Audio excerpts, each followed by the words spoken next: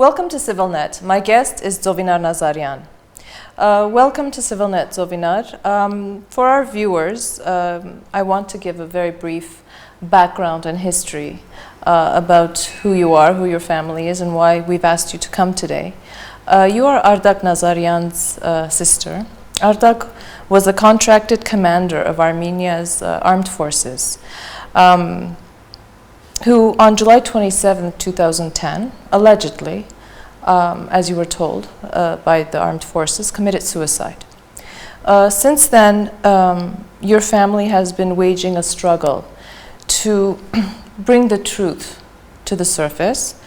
There was an investigation, a result of which 5 lower-ranked soldiers were accused, and then later they were actually convicted of inciting suicide. They have various sentences, 2, 4, and 10 years. This court date took place on May 7th of this year.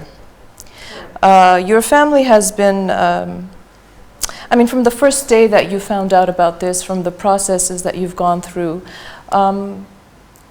please, if you could tell us about the investigation, because your family and your defense team have said that there were many flaws, many irregularities that took place during the investigation for the courts to come to this decision. Because you don't believe he committed suicide, because he was 30 years old, he was not an 18-year-old conscript, he had studied at university at the Oriental Studies Institute. He was specializing in Persian. He even worked for the Foreign Service in Tehran, if I'm not mistaken. So how does one incite a 30-year-old man to suicide? But if you could talk to us about the investigation process. Right. You're absolutely right mentioning that 30 or already almost 31 years old contract officer would not commit suicide, actually, because he could just leave the spot if he was not on mandatory service, military service. At the very first day, the Ministry of Defense disseminated a press release saying that Artak Nazaryan committed suicide. The next day, my cousin took part at the autopsy, and he made public that there were many traces of torture on my brother's, Artak's, body. So he could not commit suicide, or at least there were people who had physical effect on him. So later on, during the investigation, I must say that the investigative body was trying to keep us away from the case. Even we applied to the court, and now the case went to the European Court for to protect our right of having access to the investigative materials in order to protect ourselves in a better way, to implement defense properly. And I must say that they did lots of wrong things. But to conclude, just briefly to say what was the most striking problems in the case, in the year when we received the case, eventually we received the case when they sent it also to the court, they finished to investigate it. It appeared that before my brother's death, he received 120 bullets, and when he died, they found 120 bullets by him. Okay, because in the report they said, or he had actually shot himself. Is this what they said? Yes, they said that. This is the thing when my cousin said that there were traces of torture, they decided that, okay, now we are going to have some people charged for instigating suicide. So eventually they charged 3 privates and 2 officers.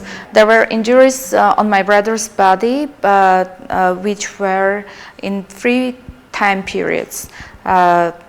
Oh, so they were able to determine the time periods where he had received Yes. those injuries. Yes, they were not able to determine the exact time of death.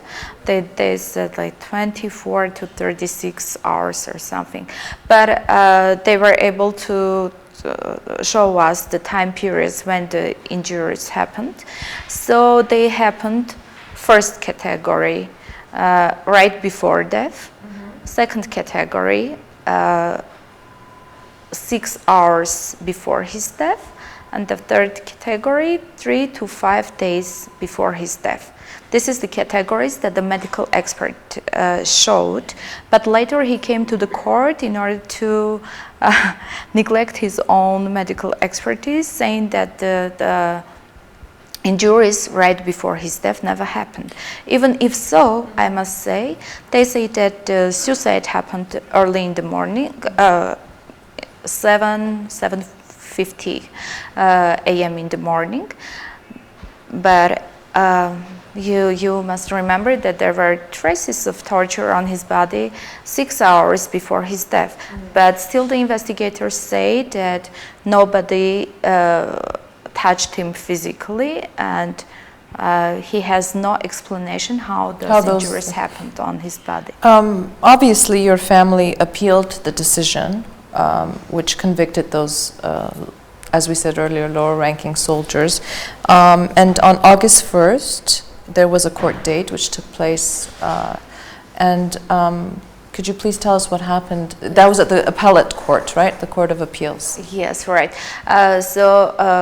What happened, you know that in May they decided, the first instance court made up its mind saying that, well, this was an instigated suicide, so these 5 defendants are going to be in jail for instigating suicide. We complained to the Court of Appeal. The Court of Appeal decided to go. They accepted our complaint, but still they decided to go by so-called cassation way, which means that they were not going to investigate, to do proper investigation in the courtroom, which was failed to do at the first instance court. That's why we were complaining, actually.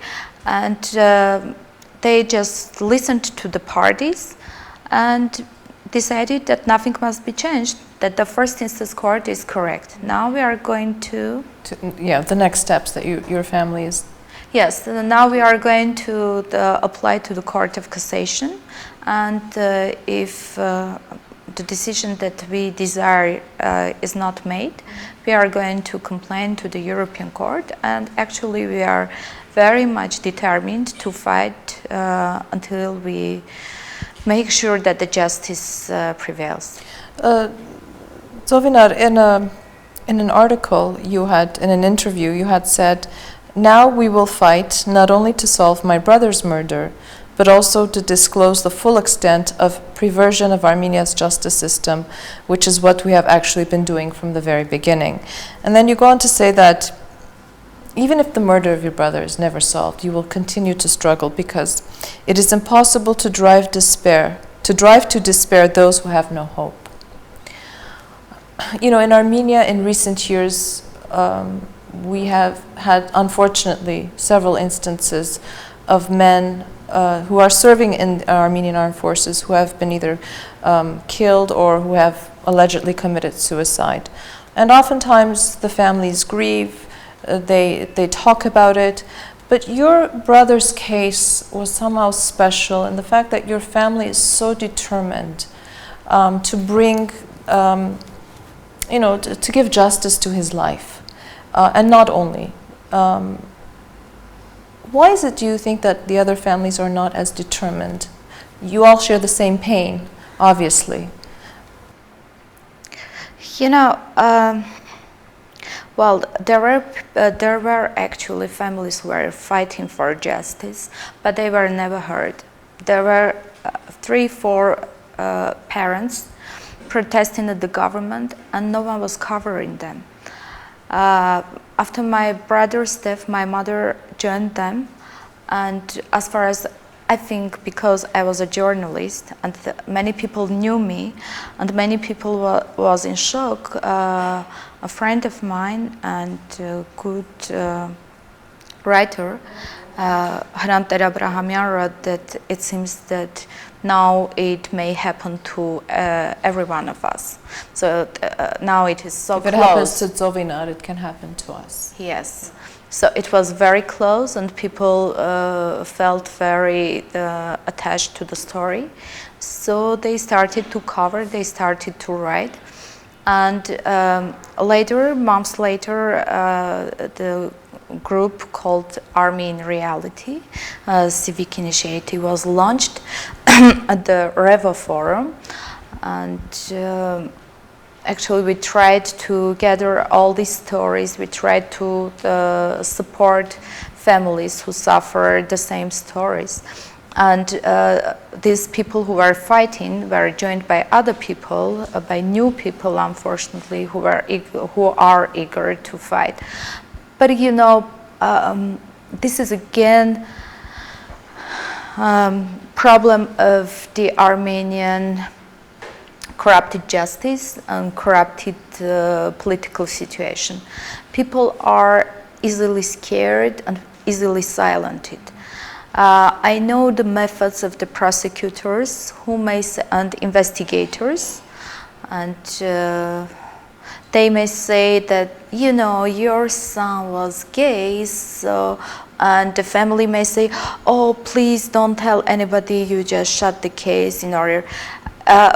I know this because they tried to do this with some families, and these families fortunately were strong enough to say, well, let's say they were gay, but it's not a reason to kill them, and it is not a suicide, it is a murder.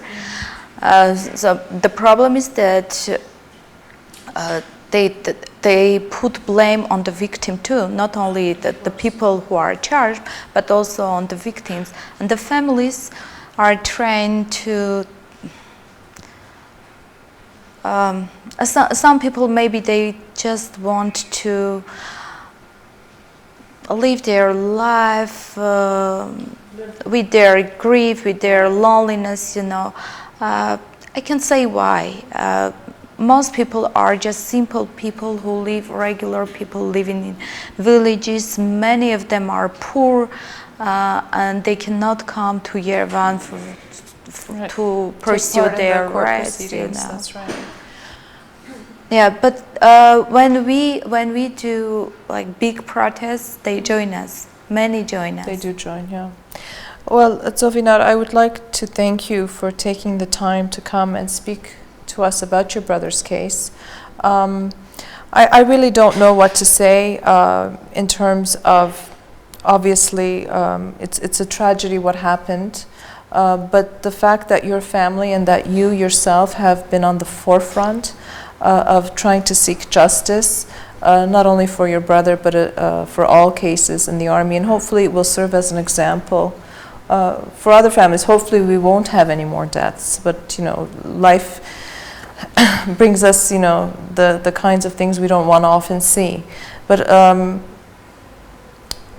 you are ready to go to the distance, to go to the European courts to ensure. Just my final question. What will change in your life if you are able to make sure that justice is served for your brother? I don't know. I just feel I must do this, and I feel responsible in front of my brother. I feel responsible in front of my mother, my parents, my father, and I feel responsible in front of all those guys who died in the military. This is justice that must be served for everybody, not only my brother. And this justice must serve in order to prevent such cases, in order to protect our soldiers in the army, soldiers and officers, everybody in the army, so that they were really serving in dignity and be proud for what they do there. And I want to say something about hope. Actually, when I say you cannot take the hope from us because we are hopeless from the very beginning, this is actually my position in order to protect us from disappointments. Mm-hmm. But this does not mean that we are less determined. Even more, no, we are even more determined to fight until we find justice, and not only my brother, but everybody. And I believe that Armenia is going to change, the justice system is going to change, and army is going to change.